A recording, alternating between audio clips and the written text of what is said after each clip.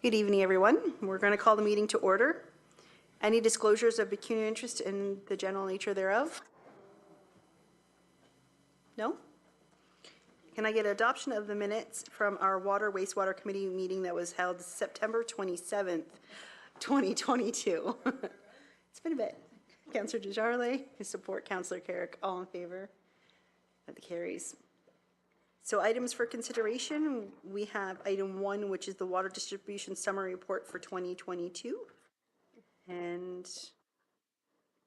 I'll turn that over to you. Good afternoon. So this report is regarding the annual summary report that goes through the distribution system, the water distribution system.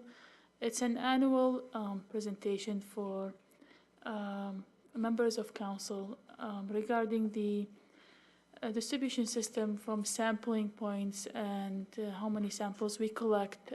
Also, Schedule 1, it goes through the treatment equipment. Since we are standalone distribution system only, we don't have treatment. We receive water from Enwin, Windsor Water, through 7 interconnections, and we monitor chlorine residual throughout our distribution system. So we want to keep it above 0.20 milligrams per liter. This way, if any germs or anything gets into the water, that chlorine residual would fight it. That's why we keep that threshold, which in this case, we always dead ends, we flush more often to keep that residual as high as possible. In our procedures, we always keep it above 0.35. We don't introduce any chemicals into the distribution system. That all takes place at the treatment plant. Schedule 6, operational checks and sampling and testing. It also talks about how often and what types of samples we would collect. And that section was successfully completed in 2022. Schedule 7, there are requirements. It depends on the population of each distribution system. Based on our population, we collect chlorine residuals at least one a day. And also every time we collect bacteriological sample, we collect at the same time chlorine residual as well. And that was also completed throughout 2022. Schedule 10,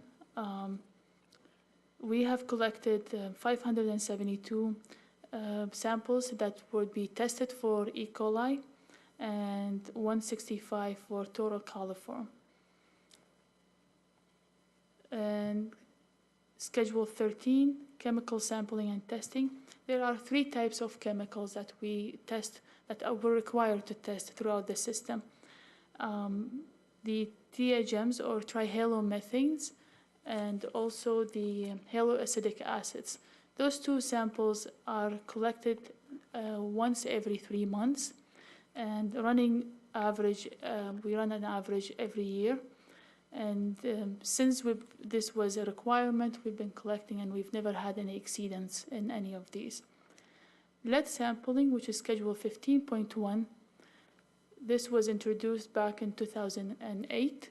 And since then, all municipalities or all distribution systems were mandated to collect samples in the distribution system, also at certain homes that are built before a certain period of time, because it was anticipated that to see what levels of lead would be in that drinking water.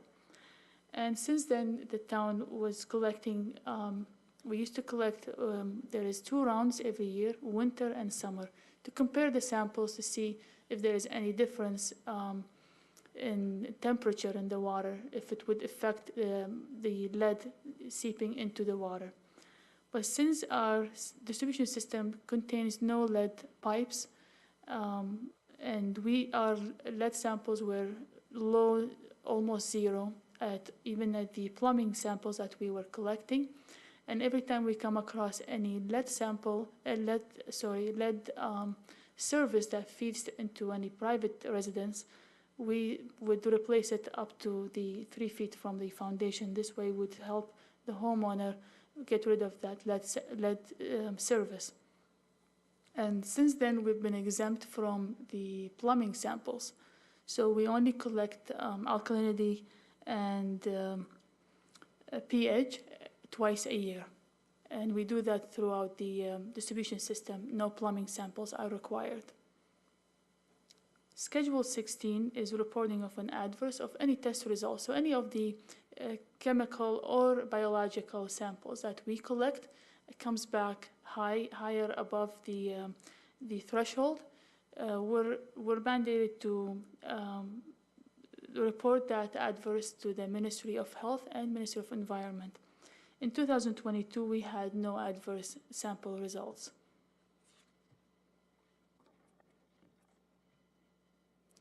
Corrective actions are regarding any adverse notifications, so we had no corrective actions since we had no adverse results. And Schedule 22, it goes through the consumption. So based on the table, this shows the consumption every month of the system. And that concludes the report. Is there any questions? Members of council, any questions? I have three, Councilor sorry. First, on how many water breaks did we have last year? Is it average or above average, or below average? Water main breaks? Yes. We had, I believe it was 26, somewhere there. I can get you the exact number, but That's close. average, in the past, it used to be more 45, 50 a year. We are way below, we're almost 50%. The lowest we've had was 16 water main breaks 2 years ago. So with all the water main replacement projects that we've been carrying on, it had reduced the number of breaks significantly. And do we have any lead pipes in the connections to the houses anymore or inside the homes? We've had a couple of them, like we've seen maybe 1 or 2 a year. As we're replacing water mains and in the older areas, we come across some, and as we see any of those, we usually issue a letter to the homeowner, and we replace, instead of replacing only to the property line, our process has been always to go a little bit beyond, to help the homeowner. This way they can replace the whole pipe all the way to the house. Thank you. And the last question is, do we have any wells left where people are actually using wells for water rather than our system? There are few, they're all private wells. I'm not sure, I know on Kelly and some on Howard where there is no water distribution pipes. Okay, thank you very much. Well, Any other questions? Okay, do you want the motion on this alone, or do you together? One at a time? Okay, so if I can get a motion on the recommendation that's set before you. Councillor Desjardins, support Councillor Burns, all in favor? That's carried as well. Item 2, operational plan for LaSalle Water Distribution System. since we have new council and new mayor on board, this usually, the operation plan is more, it's the book that we go by, that it spells out everything that the distribution system, operationally, what we do, we spell it out in this life book, we call it. So it gets re-endorsed every time we have new members, and it's the operational plan consists of 21 elements, and each element, it goes through certain description of the system, or what we need to, what we do is spelled out here. And it starts with the quality management system, and this document that meets the requirements of the standard. So it's more similar to ISO 19001 and 14001. 9001. And element 2 is the quality management policy, system policy, which is posted on the town's website. And also the commitment and endorsement on element number 3. That's where it gets signed and endorsed every 4 years by top management and the owner. So the way it's divided, where there is a top management, which is the consists of number of individuals in the operating authority, and the system owner would be members of the committee, water wastewater committee. Element number 4 is the QMS rep. It goes through, it spells out all the quality management system, who the representative is. In this case, it's myself, and I'm in the process of training our backup, Mr. Weigel. And also it talks about the reporting or any what each person, the QMS rep duties are. Element number 5, documents and record control. This goes through all the standard operating procedures or any forms that the operating authority would use, and those documents have to be all controlled. And if there's any changes needs to be made, who would authorize those changes? Element number 6 is the drinking water system. It describes whether if there is a treatment plant. In our case, we don't. We're a standalone distribution system, and also describes the distribution system overall, like what size pipes we have, where are the interconnections, the locations of them, where are the sample points. And element number 7 and 8 are the risk assessment and risk assessment outcome.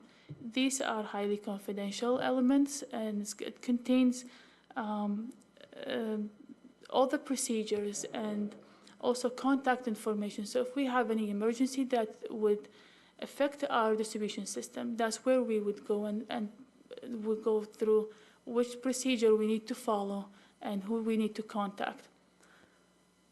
Element number 9 is the organizational structure and the roles and responsibilities of the operating authority and also the system owner as well. And element number 10 is the competencies, where what education or even training that is required for each position within the distribution system.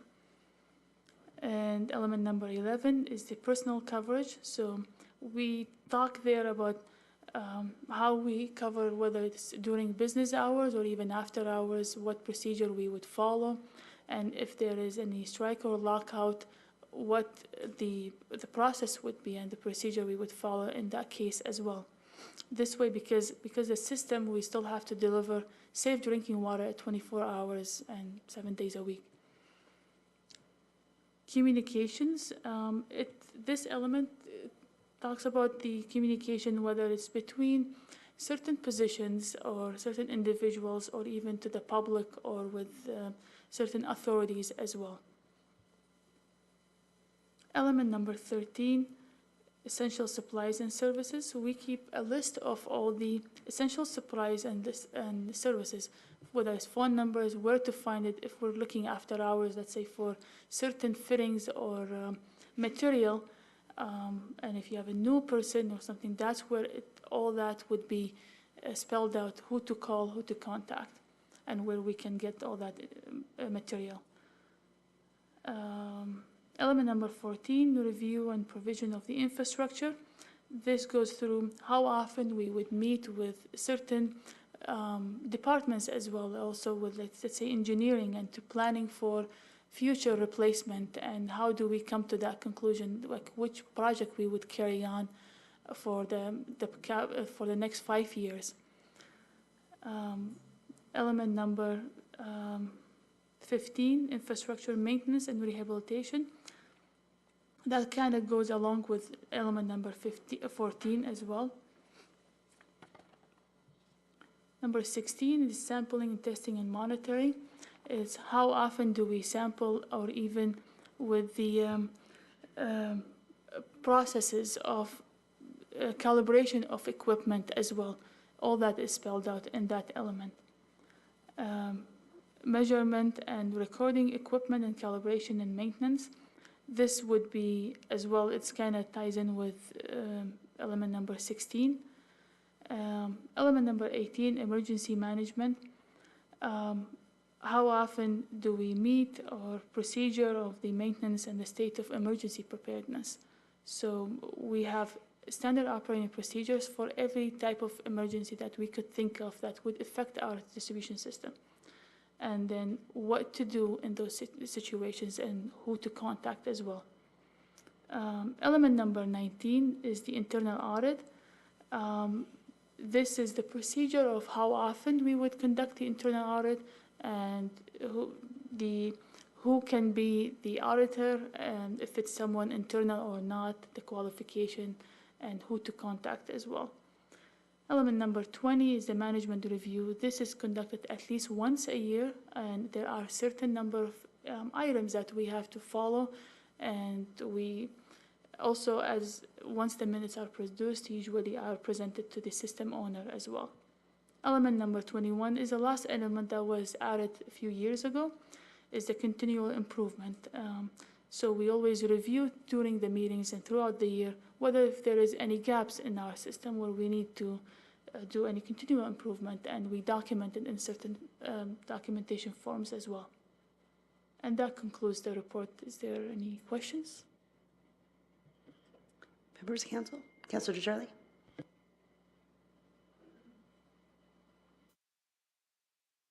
Thank you. Just through you, excuse me, how often do we have to do this? Every year or every 5 years? Operational plan? It's usually, the endorsement is every time we have major changes in council.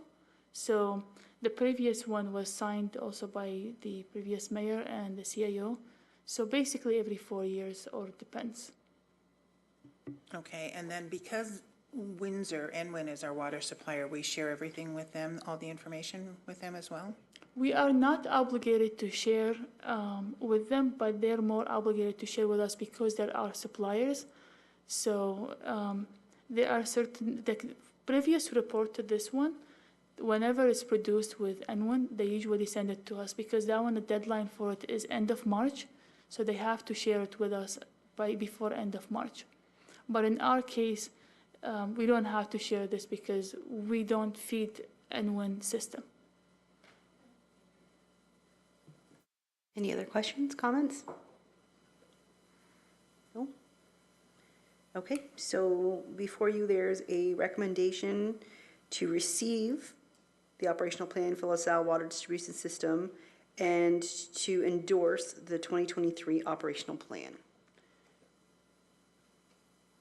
Deputy Mayor, Councilor DeCharlie, all in favor? That carries. Thank you very much. Any committee questions or statements? There being none? Go ahead.